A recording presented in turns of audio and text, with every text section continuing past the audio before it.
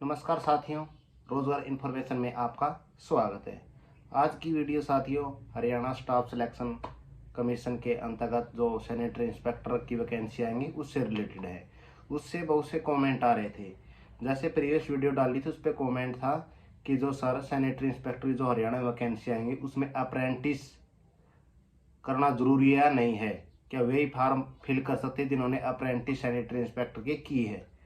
तो बहुत अच्छा क्वेश्चन था साथियों। तो एक दूसरा क्वेश्चन था कि एक्सपीरियंस कितना ज़रूरी है।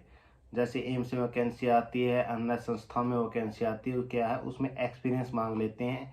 जैसे DSSS में देखने को मिला तो वैकेंसियाँ क्या है, बहुत से साथी जो है फार्म को फिल ही नहीं कर पाते। तो बहुत अच्छा कमेंट था कि अप्रेंटिस जरूरी है नहीं जरूरी, और एक है एक्सपीरियंस। एक साथी जो डिप्लोमा है, एक कमेंट हो रहा था कि जो सिविल है, जो पॉलिटेक्निक से सिविल करते हैं, सिविल इंजीनियर, वो अप्लाई कर सकते हैं नहीं कर सकते हैं। तो साथियों सबसे पहले हम कमेंट लेते हैं कि जो अप्रेंटिस वाला, तो सभी साथियों से निवेदन है कि जो हरियाणा में वैकेंसी आएगी वो CET के बेस पर आएगी, कॉमन एलिजिबिलिटी टेस्ट। वे साथियों जैसे एक फर्जी नोटिफिकेशन वायरल हो रहा है, वो फर्जी है बिल्कुल। अभी जस्ट इसी मंथ के अंदर आपका ऑफिशियल नोटिफिकेशन भी आ जाएगा।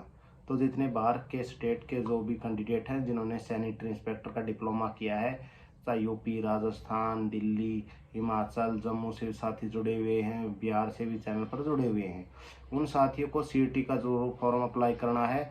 जैसे ही CET ऑनलाइन शुरू हो जाएंगे आप लोगों के लिए वीडियो बना दी जाएगी।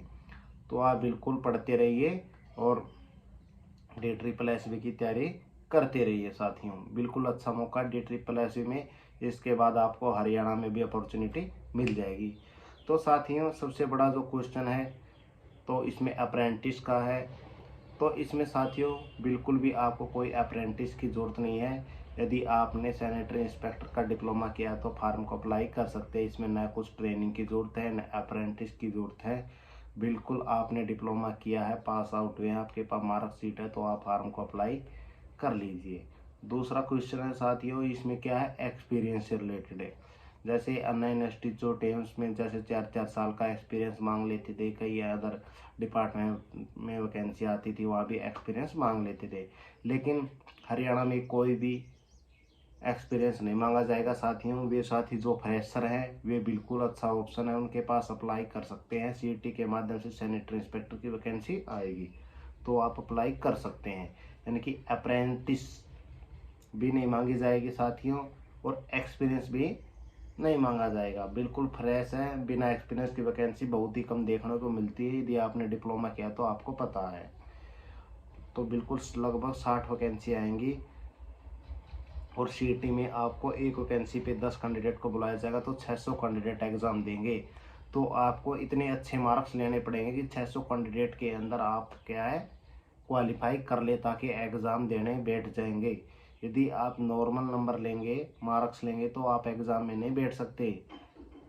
कभी आप सोचेंगे सर एडमिट कार्ड कब आएंगे, एडमिट कार्ड उन्हीं साथियों का आएगा जो 10 गुना में आएंगे, बाकी अदर का कोई एडमिट कार्ड नहीं आएगा, ना कोई एग्ज़ाम डेट आएगी।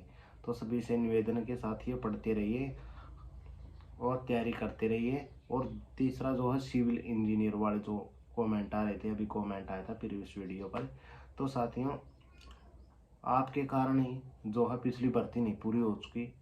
जो ग्रुप 36 था सिविल इंजीनियर के जो डिप्लोमे वाले साथियों ने, ये कारण ये भर्ती पूरी नहीं हुई, क्योंकि सैनिटरी इंस्पेक्टर डिप्लोमे के बेस पर वैकेंसी होनी भी चाहिए साथियों। क्योंकि अक्सर जो 2017 के अंदर सैनिटरी इंस्पेक्टर की वैकेंसी आई थी हरियाणा के अंदर, आज आप 2025 में हो, तो लंबे अंतराल के बाद 8 साल के बाद वैकेंसी आई है, उसमें भी सिविल इंजीनियर के छात्र घुस जाते हैं।